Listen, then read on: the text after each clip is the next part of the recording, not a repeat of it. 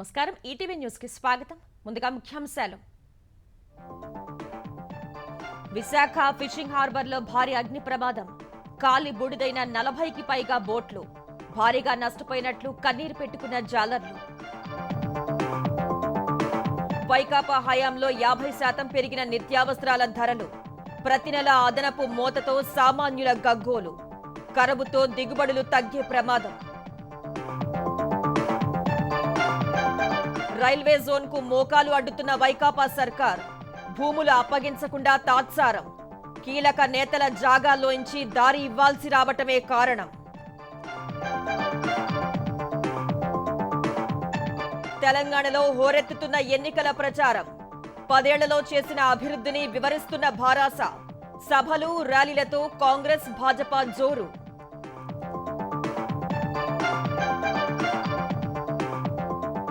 Chandrayaan 4 machine కు జోరుగా సన్నాహాలు జాబిల్లిపై నుంచి మట్టి రాళ్ల నమూనాలు తెచ్చేందుకు ఇస్రో ప్రయోగం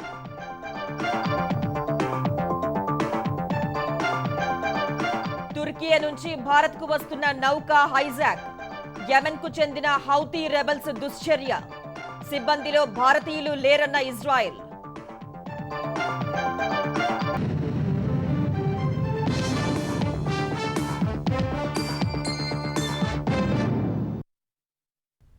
విశాఖ ఫిషింగ్ హార్బర్ లో భారీ అగ్ని ప్రమాదం చోటు చేసుకుంది ఒక బోటులో లేచిన మంటలు క్షణాల్లోనే పక్కనే ఉన్న వాటికి వ్యాపించాయి పెద్ద ఎత్తున అగ్ని కీలలు ఎగసి పట్టడంతో సమీప ప్రాంతాల వారు ఆందోళనకు గురయ్యారు ఈ ప్రమాదంలో దాదాపు 40కి పైగా బోట్లు కాలి బూడిదైనట్లు జాలర్లు తెలిపారు ప్రమాద సమాచారం అందుకున్న పోర్ట్ అగ్నిమాపక సిబ్బంది ఘటనా స్థలానికి చేరుకుని మంటల్ని అదుపు చేశారు గుర్తు తెలియని వ్యక్తులు చేసిన పనిగా జాలర్లు అనుమానం వ్యక్తం చేశారు ఈ ప్రమాదంతో భారీగా నష్టపోయినట్లు కన్నీరు పెట్టుకున్నారు మామూలుగా ఫైర్ ఒక బోర్డు కాలిపోయిన వల్ల అది ఇలా వెళ్ళింది అది వెళ్ళి బొగ్గుమని ఫైర్ అయితే వెంటనే అక్కడ అంటికిపోయిన వల్ల కాలిపోయింది ఒక బోర్డుకి అయితే 10 మంది తీస్తారండి ఆ 10 మంది కుటుంబాలు అంటే చాలా మంది ఉంటారు అలాగా ఒక 100 ఎక్కువ ఉంటారండి కుటుంబాలు అన్ని జీవనోపాధి పోవడం బెస్ట్ అయిపోద్ది కొన్ని యాడ్ నుండి వచ్చిన బోట్లు కొన్ని ఉన్నాయి ఆల్మోస్ట్ దాంట్లో ఆయిల్ ఉంటుంది కాబట్టి ఫైరింగ్ కూడా ఎఫెక్ట్ ఎక్కువైంది అసలు చాలా నష్టపోను ఇంకా నష్టం కాదు మాకు బతికి తెరువు లేదు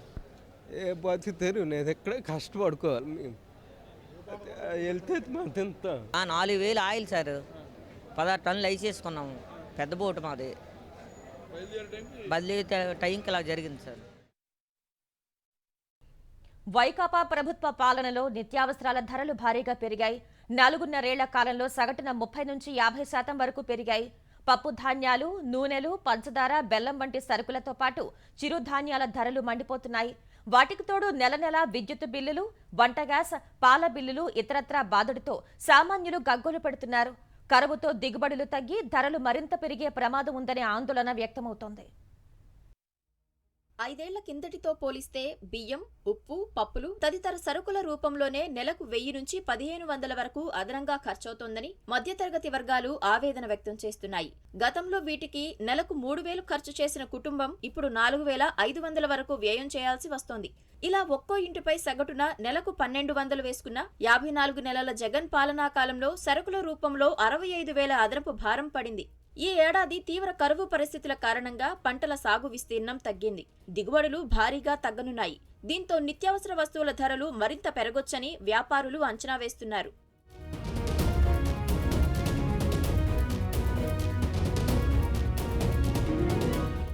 బియ్యం ధరలు అంతకంతకు పెరుగుతున్నాయి గతేడాది సెప్టెంబర్ నుంచి మొదలైన పెరుగుదల ఇప్పటికీ కొనసాగుతూనే ఉంది గతేడాది జులై వరకు కిలో 50 వరకు ఉన్న సన్న బియ్యం ధర క్రమంగా పెరుగుతూ ఇప్పుడు సగటున 60 దాటింది నంద్యాల కర్నూలు కడప జిల్లాల్లో సన్నబియ్యం ధరలు 65 నుంచి 67 రూపాయల వరకు పలుకుతున్నాయి కొన్ని చోట్ల సాధారణ రకం బియ్యమే కిలో 50కి పైగా అమ్మకం చేస్తున్నారు దీంతో నెలకు 25 కిలోలు వినియోగించుకునే కుటుంబంపై 250 రూపాయలకు పైగా భారం పడుతోంది అంటే ఏడాదికి 3000 చొప్పున వంటింటి ఖర్చు పెరిగింది కరువు పరిస్థితుల కారణంగా ఈ ఏడాది ధాన్యం దిగుబడులు తగ్గే అవకాశం ఉంది సాగర్ ఆయకట్టులో సన్న రకాల ధాన్యం సాగు భారీగా తగ్గింది దీంతో వాటి ధర మరింత పెరుగుతుందన్న అభిప్రాయం మిల్లర్లలో వ్యక్తమవుతోంది గోధుమ పిండి ధర సైతం కిలో 45 నుంచి 55 రూపాయల వరకు ఎగబాకింది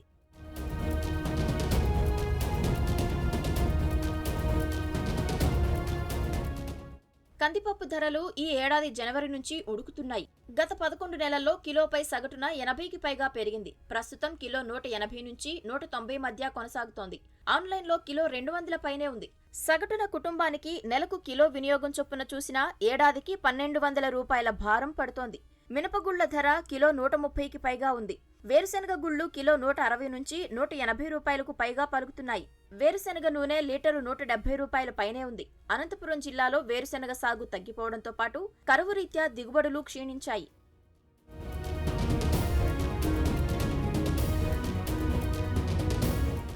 ఉల్లి ఉత్పత్తి పడిపోవడంతో ధరలు ఇప్పటికే నింగిని తాకుతున్నాయి. ఎగుమతులపై ఆంక్షలు, నాఫెడ్ ద్వారా మార్కెట్లోకి నిల్వలు విడుదల నేపథ్యంలో పెరుగుదల ఆగినా ఇప్పటికీ బహిరంగ మార్కెట్లో కిలో 62 నుంచి 70 రూపాయల మధ్య ఉంది. చింతపండు ధర కిలోకు 35 రూపాయల పైనే పెరిగింది. 5 ఏళ్ల కిందటితో పోలిస్తే పంచదార ధర కిలోకు 7 రూపాయలు, బెల్లం 12 రూపాయల చొప్పున పెరిగాయి. ఇటీవల కాలంలో ప్రజలు ఆరోగ్యంపై శ్రద్ధతో చిరుధాన్యాలు ఎక్కువగా వినియోగిస్తున్నారు. వాటి ధరలు చూస్తే భయపెడుతున్నాయి. గతంలో పచ్చజొన్నల ధర కిలో 60 ఉండగా ఇప్పుడు 100 నుంచి 110 వరకు పలుకుతున్నాయి. రాయలసీమ జిల్లాల్లో ఈ పంట దెబ్బతింది. తెల్లజొన్న ధర కూడా కిలో 65కు చేరింది. కొర్రలు, సామలు వంటి చిరుధాన్యాలు కిలో 120 నుంచి 160 రూపాయల మధ్య అమ్ముడవుతున్నాయి. 2 ఏళ్ల కిందటితో పోలిస్తే ఇవి కిలోకు 40 నుంచి 60 వరకు పెరిగాయి.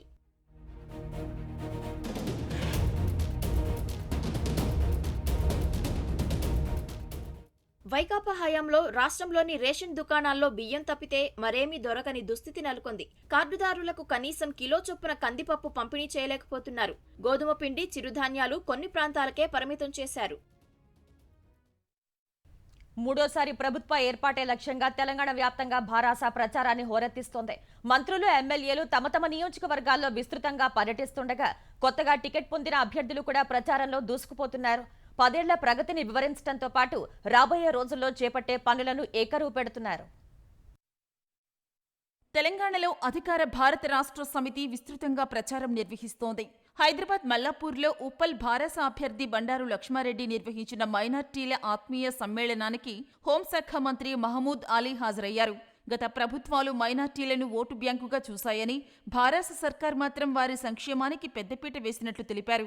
రంగారెడ్డి జిల్లా మహేశ్వరం నియోజకవర్గం పరిధిలోని మామిడిపల్లి, దేవేందర్ నగర్, రవీంద్రనాయక్ కాలనీ, పహాడీ షరీఫ్ ప్రాంతాల్లో మంత్రి సబితా ఇంద్రారెడ్డి రోడ్ షో నిర్వహించారు. శేరిలింగంపల్లి భారాస అభ్యర్థి అరికెపూడి గాంధీ తరఫున ఆయన కుటుంబ సభ్యులు ప్రచారం నిర్వహించారు. రంగారెడ్డి జిల్లా ఇబ్రహీంపట్నం భారాస అభ్యర్థి మంచిరెడ్డి కిషన్ రెడ్డి నియోజకవర్గంలో విస్తృతంగా పర్యటిస్తున్నారు.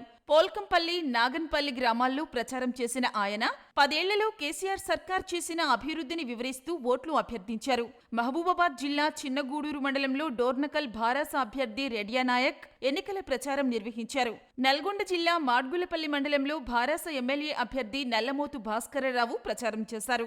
నల్గొండ జిల్లా త్రిపురారం మండలం దుగ్గేపల్లిలో నాగార్జున సాగర్ భారాస అభ్యర్థి నోముల భగత్ సతీమణి భవానీ ఇంటింటికి వెళ్లి ఓటర్లను కలిశారు. మెదక్ జిల్లా నర్సాపూర్ భారాస అభ్యర్థి సునీతా లక్ష్మారెడ్డి నియోజకవర్గంలో విస్తృతంగా పర్యటిస్తున్నారు. సిద్దిపేట జిల్లా కోహెడ మండలం సముద్రాల, నాగసముద్రాల, ఆరేపల్లి, బస్వాపూర్ గ్రామాల్లో హుస్నాబాద్ భారాస అభ్యర్థి ఎమ్మెల్యే సతీష్ కుమార్ ఎన్నికల ప్రచారం నిర్వహించారు. నిజామాబాద్ జిల్లా డిచ్పల్లి మండలం మేట్రాజ్పల్లి, అమృతాపూర్, నాకాతండ, వడ్డెర కాలనీ గ్రామాల్లో భారాస అభ్యర్థి బాజిరెడ్డి గోవర్ధన్ ఇంటింటి ప్రచారం నిర్వహించారు. కామారెడ్డి జిల్లా నాగరెడ్డిపేట్ మండలంలో ఎల్లారెడ్డి భారాస అభ్యర్థి ఎమ్మెల్యే జాజుల సురేందర్ ప్రచారం చేశారు. నసరుల్లాబాద్ మండలంలోని పలు గ్రామాల్లో సభాపతి పోచారం శ్రీనివాసరెడ్డి ప్రచారం నిర్వహించారు. అటు ప్రతిపక్ష కాంగ్రెస్, భారతీయ జనతా పార్టీలు కూడా అధికార పార్టీ భారాసకు ఏమాత్రం తగ్గకుండా జోరుగా ప్రచారం చేస్తున్నాయి. ప్రభుత్వ వైఫల్యాలను విస్తృతంగా ప్రజల్లోకి తీసుకువెళ్తూ ఇంటింటి ప్రచారాలు, రోడ్ షోలు నిర్వహిస్తున్నాయి. కాంగ్రెస్ అభ్యర్థులు ప్రధానంగా 6 గ్యారంటీలను విస్తృతంగా ప్రచారం చేస్తుండగా భాజపా నేతలు కేంద్ర ప్రభుత్వ పథకాలను వివరిస్తూ ఓట్లు అడుగుతున్నారు. తెలంగాణలో విపక్ష పార్టీలు కూడా ప్రచారాన్ని హోరెత్తిస్తున్నాయి. మల్కాజ్గిరి భాజపా అభ్యర్థి రామచంద్రరావుకు మద్దతుగా ఆ పార్టీ అధ్యక్షుడు జేపీ నడ్డా రోడ్ షో నిర్వహించారు.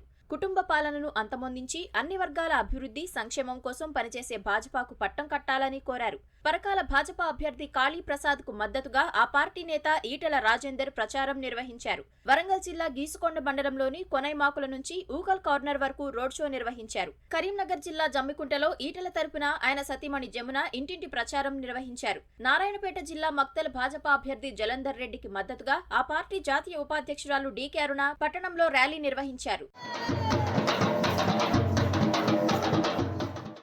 మదనపల్లి కాంగ్రెస్ అభ్యర్థి బండి రమేష్ బాలాజీనగర్ డివిజన్లోని ఖైత్లాపూర్లో ఇంటింటికి వెళ్లి ఓట్లు అభ్యర్థించారు. ముషిరాబాద్ కాంగ్రెస్ అభ్యర్థి అంజన్ కుమార్ యాదవ్ కు మద్దతుగా ఆయన కుటుంబ సభ్యులు ప్రచారం నిర్వహించారు. ఖమ్మం జిల్లా బోనకల్, చింతకాని మండలాల్లో మదిర కాంగ్రెస్ అభ్యర్థి భట్టి విక్రమార్క ప్రచారం చేశారు. ఏపీసీసీ కార్యనిర్వాహక అధ్యక్షుడు మస్తాన్ అలీ భట్టికి మద్దతుగా ప్రచారంలో పాల్గొన్నారు.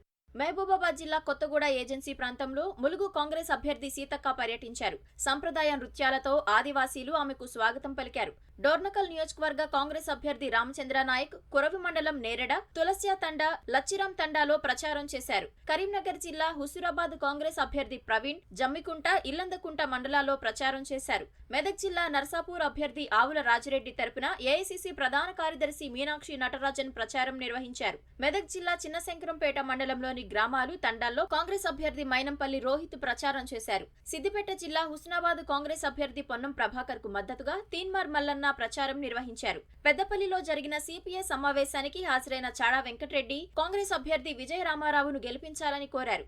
జోగులాంబ గద్వాల జిల్లా అలంపూర్లో కాంగ్రెస్ అభ్యర్థి సంపత్ విస్తృతంగా పర్యటించారు. ప్రజా ఆశీర్వాద సభలో కేసీఆర్ చేసిన వ్యాఖ్యలను తిప్పికొట్టారు. వరంగల్ జిల్లా నర్సంపేట్, వికారాబాద్ లో బీఎస్పీ అభ్యర్థుల తరపున ఆ పార్టీ అధ్యక్షుడు ఆర్ఎస్ ప్రవీణ్ కుమార్ ప్రచారం నిర్వహించారు. సంగారెడ్డి జిల్లా ముత్తంగిలో పటాన్చెరు బీఎస్పీ అభ్యర్థి నీలం మధు ఎన్నికల ప్రచారం చేశారు. ఖమ్మంలో Telangana people's joint action committee నిర్వహించిన సదస్సుకు ఆచార్య హరగోపాల్ హాజరయ్యారు. తెలంగాణ ఆత్మగౌరవం వదిలేసి కేంద్రానికి కేసీఆర్ గులాంగిరీ చేయాల్సిన అవసరం ఏముందని ప్రశ్నించారు. భారతీయ జనతా పార్టీ తరపున పలువురు కేంద్ర మంత్రులు ఇవాళ తెలంగాణలో ప్రచారం చేయనున్నారు. కేంద్ర హోంమంత్రి అమిత్ షా మధ్యాహ్నం 12:30 బేగంపేట విమానాశ్రయానికి చేరుకోనున్నారు. అక్కడి నుంచి హెలికాప్టర్లో జనగాం చేరుకుని ఎన్నికల ప్రచార సభలో పాల్గొంటారు. అనంతరం కోరుట్ల సభకు హాజరు కానున్నారు. సాయంత్రం ఉప్పల్లో భాజపా అభ్యర్థి ఎన్వీఎస్ఎస్ ప్రభాకర్ తరపున రోడ్ షో నిర్వహిస్తారు. కేంద్ర రోడ్లు, ఉపరితల రవాణా శాఖ మంత్రి నితిన్ గడ్కరీ ఎల్లారెడ్డి, కొల్లాపూర్ నియోజకవర్గాల్లో జరిగే ప్రచార సభల్లో పాల్గొంటారు.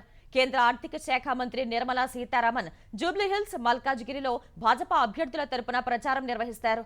ఆంధ్రప్రదేశ్ రాష్ట్ర శాఖ అధ్యక్షురాలు పురంధేశ్వరి మహేశ్వరం నియోజకవర్గంలో ఎన్నికల ప్రచారం చేయనున్నారు. రైల్వే జోన్ ఏర్పాటుకు సంబంధించి కార్యాలయాల నిర్మాణానికి కేంద్రం సిద్ధమైన వైకాపా సర్కార్ అలసత్వం అడ్డంకిగా మారుతోంది. గతంలో తీసుకున్న తమ భూములకు ప్రత్యామ్నాయంగా ఇస్తామన్న భూములు ఇవ్వాలని రైల్వే శాఖ కోరుతున్నా జగన్ ప్రభుత్వం వినపడనట్లు వ్యవహరిస్తోంది. అధికార పార్టీకి చెందిన కీలక నేతల భూముల్లోంచి దారి ఇవ్వాల్సి వస్తుందనే కారణంతో జాప్యం చేస్తోంది అనే ఆరోపణలున్నాయి. విశాఖపట్నం కేంద్రంగా రైల్వే జోన్ ఏర్పాటు రాష్ట్ర ప్రజల చిరకాల కోరిక మాత్రమే కాదు, రాష్ట్ర విభజన హామీల్లో ముఖ్యమైన వాటిలో ఒకటి. ఇందుకోసం గత తెలుగుదేశం ప్రభుత్వం తీవ్రంగా పోరాడింది. దీంతో దక్షిణ కోస్తా జోన్ ఏర్పాటు చేస్తున్నట్లు 2019 ఫిబ్రవరిలో కేంద్రం ప్రకటించింది. జోనల్ కార్యాలయాలు, ఇతర భవనాలకు 2020-21 కేంద్ర బడ్జెట్లో 170 కోట్లు కేటాయింపులు చేశారు. కానీ ఏం లాభం? ఇప్పటి వరకు ఒక్క ఇటుకా పేర్చలేదు. తొలుత విశాఖపట్నం రైల్వే స్టేషన్ సమీపంలోనే భవనాలు నిర్మిస్తామని, డిపిఆర్ సిద్ధమైందని, శంకుస్థాపన చేస్తామని చెప్పింది. తర్వాత ముడసర్లోవలో రైల్వేకి చెందాల్సిన 52 ఎకరాల్లో నిర్మాణాలు చేస్తామని ప్రకటించింది.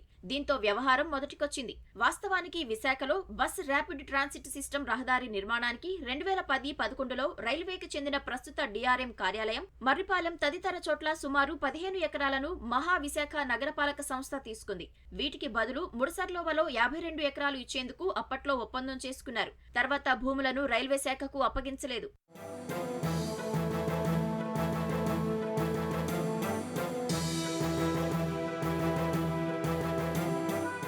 కేంద్రం రైల్వే జోన్ ప్రకటించాక ముడసర్లోవా భూములకు ప్రాధాన్యం వచ్చింది. అప్పట్లోనే ఆ భూములకు కంచె వేసేందుకు రైల్వే అధికారులు ప్రయత్నించగా అక్కడి రైతులు అడ్డుకొని SC/ST కేసు నమోదు చేశారు. దీంతో రైల్వే శాఖ అక్కడ సర్వే చేయించగా 27 ఎకరాలు అందుబాటులో ఉందని, మిగిలినది ఆక్రమణలో ఉందని తేలింది.